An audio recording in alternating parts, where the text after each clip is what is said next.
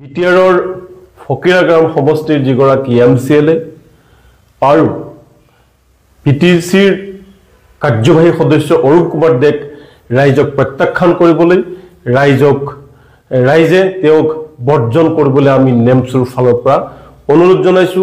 লগতে অসমৰ সন্মানীয় মুখ্যমন্ত্ৰী ডাঙৰীয়া আৰু বিজেপিৰ ৰাজ্যিক সভাপতি শ্ৰীযুত দিলীপ শইকীয়া ডাঙৰীয়াক অনুৰোধ জনাইছো যাতে তেওঁক দলীয় প্ৰাৰ্থিত্ব প্ৰদান নকৰে। কাৰণ তেওঁ কিছুদিন পূৰ্বে যি আমাৰ ইছলাম ধৰ্মৰ ইফতাৰ অনুষ্ঠান আছিলে সেই ইফতাৰ অনুষ্ঠানত নিজকে বাংলাদেশীৰ লগত তুলনা কৰিছে আৰু কাষত থকা সেই ইফতাৰ অনুষ্ঠানত থকা মুছলমানসকলকো বাংলাদেশীৰ লগত তেওঁ তুলনা কৰিছে।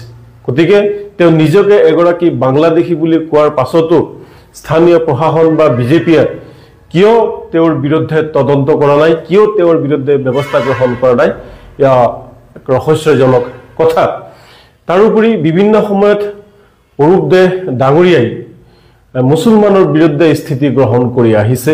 মুছলমানৰ ভূমিকেন্দ্ৰিক সংঘাতত তেওঁ সোমাইছে।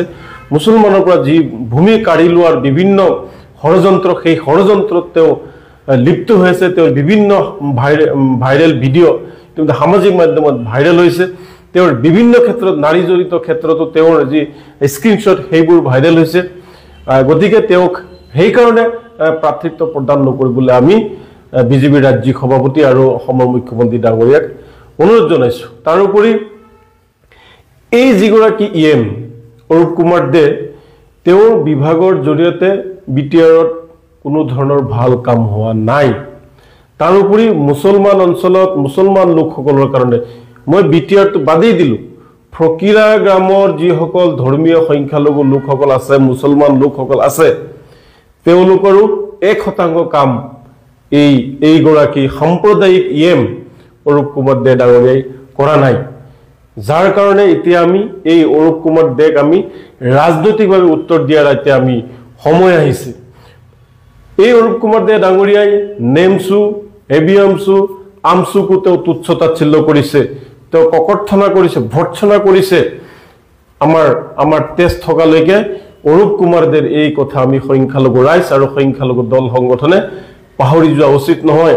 আমচু, এবিএমচু, নেমচু অসমৰ সংখ্যালঘুসকলৰ এটা জাতীয় সংগঠন আৰু এই সংগঠনসমূহক তেওঁ ককৰ্থনা কৰিছে, তুচ্ছ তাচ্ছিল্য কৰিছে।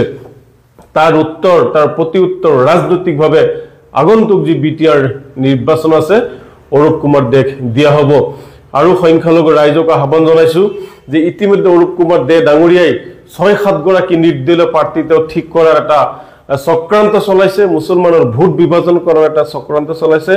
চক্ৰান্ত চলাই তেওঁ মুছলমানৰ ভোট বিভাজন কৰি পুনৰ বিটিআৰৰ ক্ষমতা দখল কৰিবলৈ আপ্ৰাণ চেষ্টা অব্যাহত ৰাখিছে।